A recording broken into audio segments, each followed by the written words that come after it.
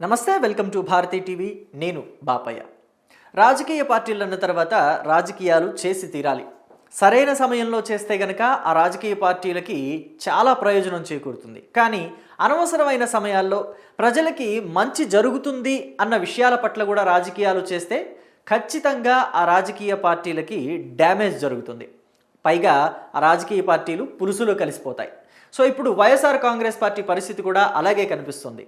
PPP విధానం విషయంలో కూటమి సర్కారు తీసుకున్న నిర్ణయాన్ని ఏదైతే వైఎస్ఆర్ కాంగ్రెస్ పార్టీ వ్యతిరేకిస్తూ ఒక పెద్ద ఎత్తున ఉద్యమం చేపట్టి కోటి సంతకాలు చేపడతాము, పీపీపీ విధానాన్ని అసలు ముందుకు కదలనివ్వము అని చెప్పేసి వైఎస్ జగన్మోహన్ రెడ్డి చెప్పారో అదంతా కూడా ఇప్పుడు ఆ పార్టీకి డ్యామేజ్ తీసుకొస్తుంది.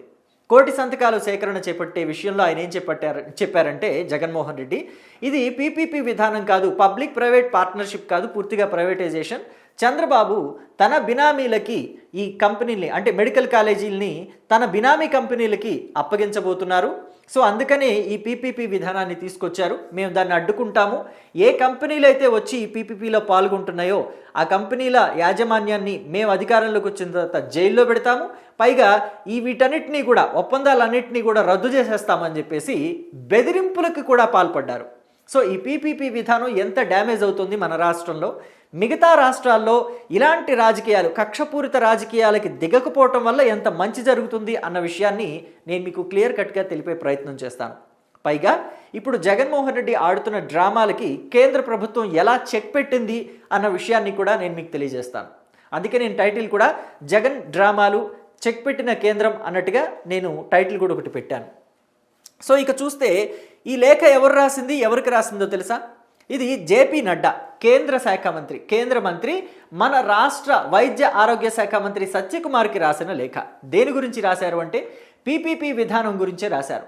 రాష్ట్రంలో మెడికల్ కాలేజీల నిర్మాణం అలాగే ఆసుపత్రుల నిర్మాణంలో పీపీపీ విధానాన్ని అమలు చేయండి, అది చాలా మేలు చేకూర్చుతుంది అని చెప్పేసి చెప్పడంతో పాటుగా ఎలా మేలు చేకూరుస్తుంది అనే వాటి మీద కూడా క్లియర్గా ఎక్స్ప్లెనేషన్ ఇచ్చారు.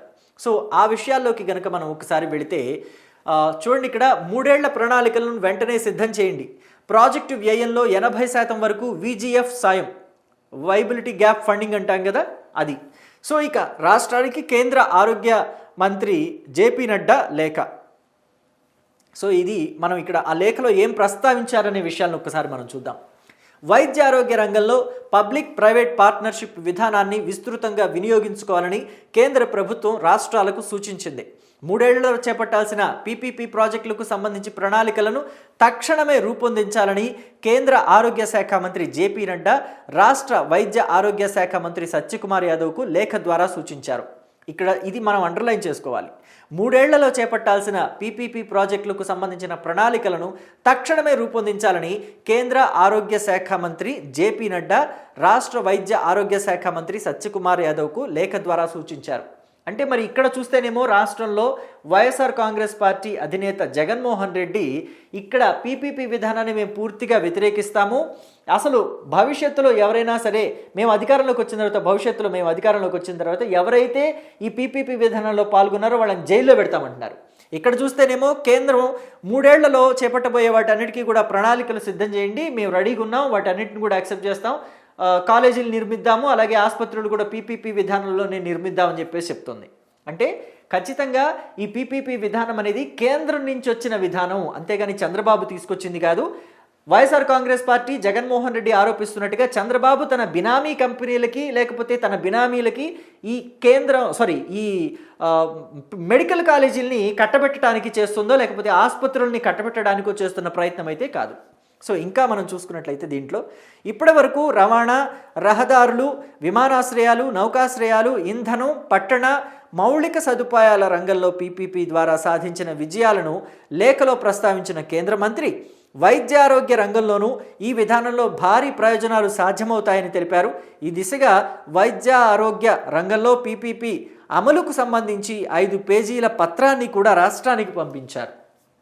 సో చూడండి ఎన్ని రంగాల్లో పీపీపీ వల్ల ఉపయోగాలు కనిపించాయని చెప్పేసి క్లియర్ కట్గా కేంద్ర మంత్రి చెప్తున్నారో దాన్నే మనం పీపీపీలో వాడుకుంటే ఇంకా మంచి ఫలితాలు చూడొచ్చు. అంటే ప్రజలకి మంచి చేకూర్చేవి. మెడికల్ కాలేజీలు అంటే ఏంటి? అవి పేద వైద్య విద్యార్థులకి చాలా ఉపయోగపడేవి.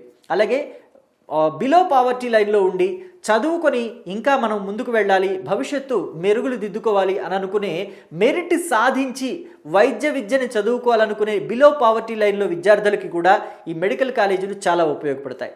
మరి అలాంటిది జిల్లాకు ఒక మెడికల్ కాలేజీ ఉంటే మరి పేదవారికి, అలాగే బిలో పావర్టీ లైన్లో ఉండేవారికి, అణగారిన వర్గాలకి, రిజర్వేషన్లో వాళ్ళకి ఎంత లాభంగా ఉంటుంది. మరి వాటన్నిటినీ కూడా జగన్మోహన్ రెడ్డి కేవలం తన రాజకీయాల కోసం డ్యామేజ్ చేయాలని చూస్తున్నారు అని చెప్పేసి ఇప్పుడు మనకు అర్థమవుతుంది.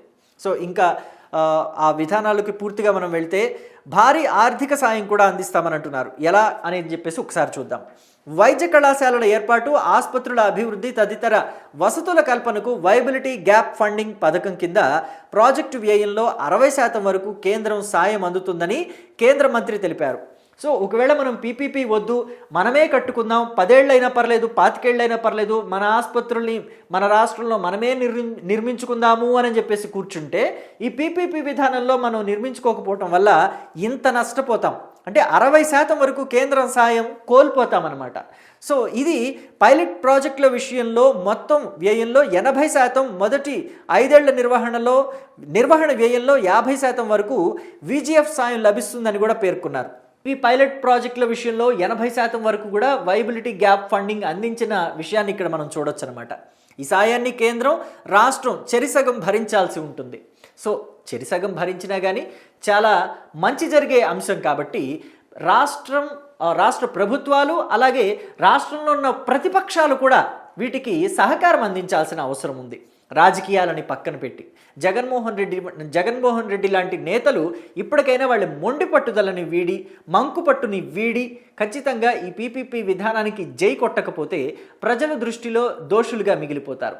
ఏవైతే ఇక్కడ మనం వాళ్ళు ప్లే చేస్తున్న డ్రామాలు ఉన్నాయో, ఈ కోటి సంతకాల కోసం మహిళల్ని కూడా ముందుకు పెట్టి కోటి సంతకాల డబ్బాలన్నింటినీ కూడా ఇట్లా ముందుకు ఎక్కించి డీసీఎంల్లో ఎక్కించి మొత్తం తీసుకెళ్ళి గవర్నర్ దగ్గర పెట్టి అవి అసలు నిజంగా సంతకాలు చేసినవా లేకపోతే దొంగ సంతకాలు అనేది రేపు విచారణలో తేలుతుంది.